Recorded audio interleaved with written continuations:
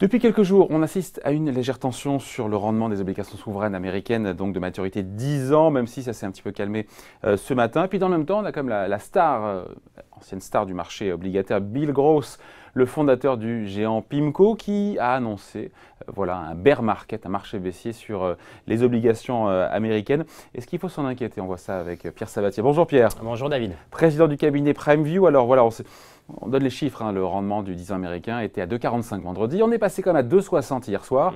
On est à 2,55 ce matin. 10-15 points de base, encore une fois, en quelques heures, en quelques jours. C'est pas grave. Mais encore une fois, si on se reparle dans 15 jours et qu'on a repris encore 15 ou 20 points de base, là, on ne fera plus la même tête. Non, effectivement. Alors, c'est tout à fait possible de reprendre 10 à 15 points de base. La question de fond, c'est est-ce qu'on peut rester pendant longtemps sur des niveaux de taux qui seraient beaucoup plus élevés qu'aujourd'hui? La réponse, selon nous, est non. Parce que autant il est légitime que les taux soient les 20, 30 points de base, 0,2, 0,3% de plus que l'année dernière à la même époque, tout simplement parce qu'il y a une réforme fiscale et de manière aux États-Unis, de manière assez évidente, ça va quand même apporter à court terme 0,2, 0,3% de croissance en plus. Donc, naturellement, les taux sont très corrélés à la croissance. Donc, on peut relever en fait nos objectifs de taux.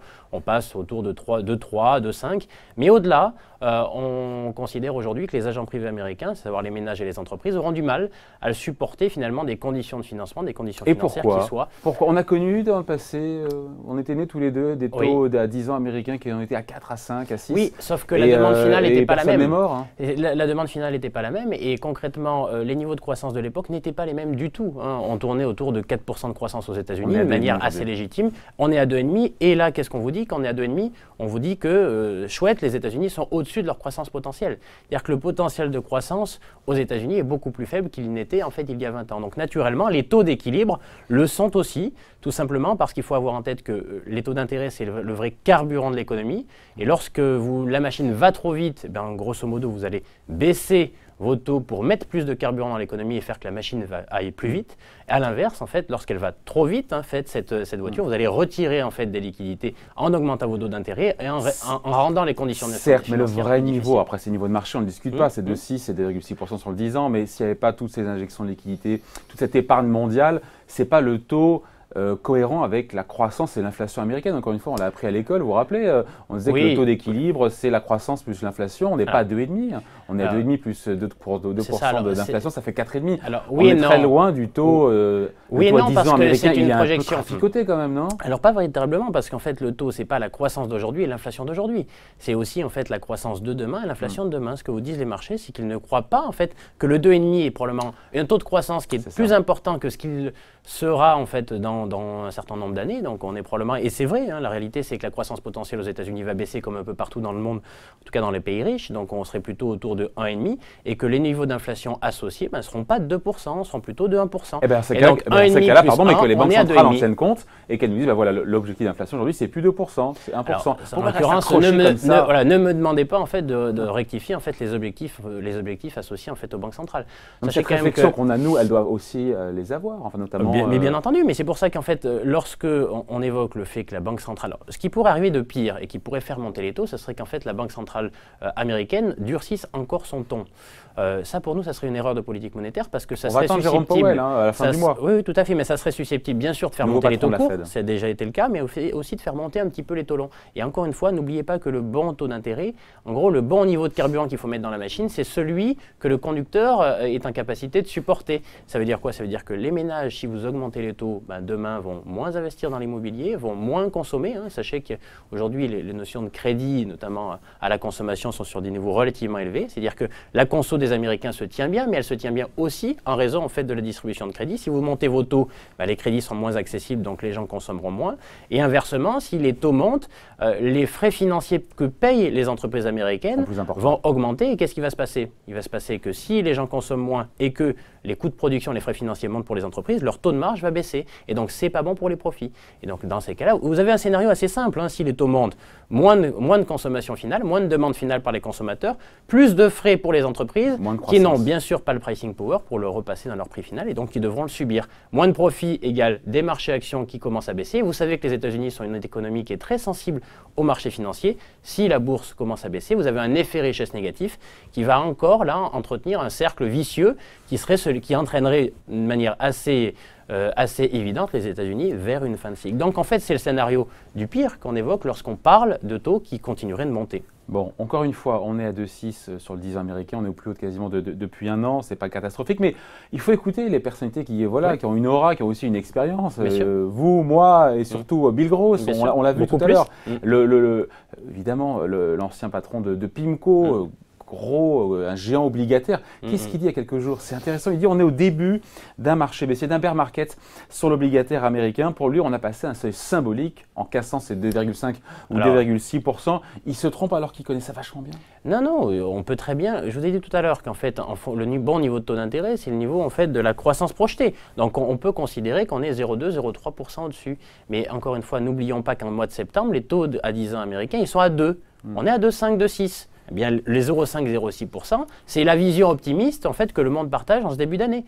C'est-à-dire qu'en gros, les investisseurs ont décidé de voir le verre à moitié plein. Alors, il est même plus qu'à moitié plein, il est bien plein.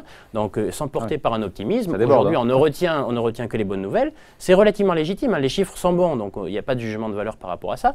Mais concrètement, ça se traduit déjà dans les taux. C'est-à-dire que cette vision optimiste qui fait que les gens ont acheté des actions émergentes, tous les marchés actions ont beaucoup monté, se traduisent par une tension légère en fait sur les taux d'intérêt, un peu plus forte aux États-Unis qu'en Europe, voilà, même si on a un petit peu monté en Europe, mais tout ça reste à peu près dans le même range. Donc on ne verra pas de taux à 10 ans américains 3%. Pour vous, c'est exclu en 2018 ? Mais si on les voit, ça précipite les États-Unis dans une récession, pour nous, dans une fin de cycle. 40 points de base de plus. Oui, mais c'est la marge. Passe de 2,5% de croissance à une récession. Mais la croissance c'est quoi? C'est l'évolution d'un stock, c'est toujours à la marge que ça se passe. C'est que plus le cycle est long, plus finalement, en fait, le cycle d'endettement, plus en gros, le moteur de la consommation et des ménages et de l'investissement repose sur de la dette. Si les 0,5 points ne peuvent pas supporter éliminer, en fait, un taux à 10 ans à 3%. À 3%, pas pendant longtemps. On regarde une croissance potentielle qui tourne en réalité autour de 1,5 et qui va durablement, il va tendre en fait vers 1,5 avec des niveaux d'inflation qui sont autour de 1% en termes de corps inflation.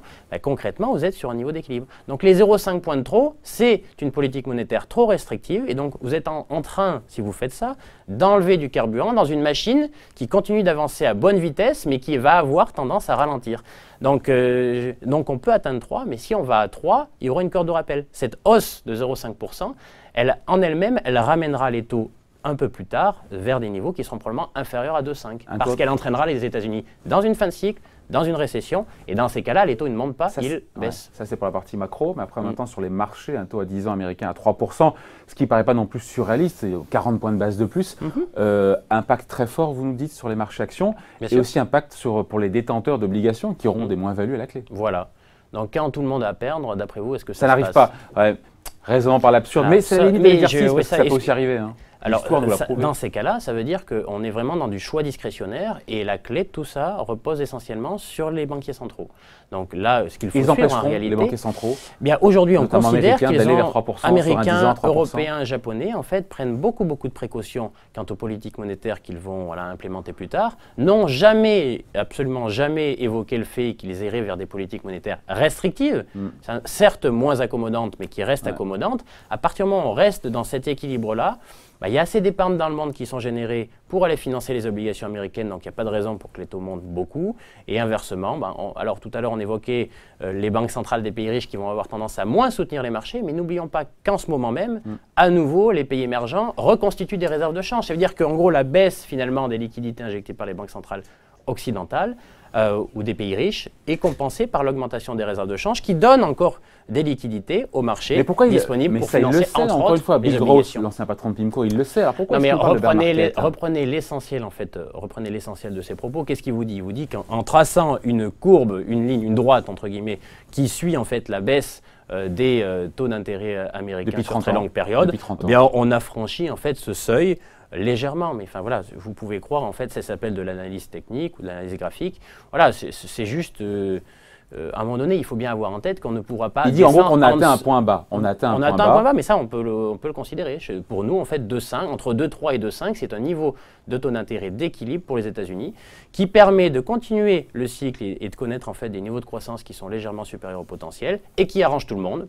L'État est très content de financer ses besoins de financement pas trop chers et les marchés actions sont très contents d'avoir des taux d'intérêt si bas parce que derrière, ça leur permet d'assumer des niveaux de valorisation qui sont relativement élevés.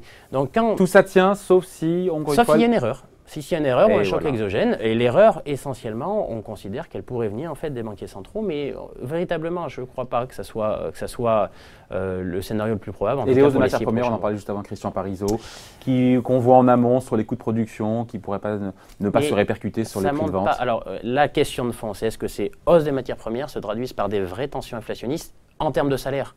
Et ça, pour des raisons structurelles, et je n'aurai pas le temps de l'évoquer en fait aujourd'hui, on n'y croit pas.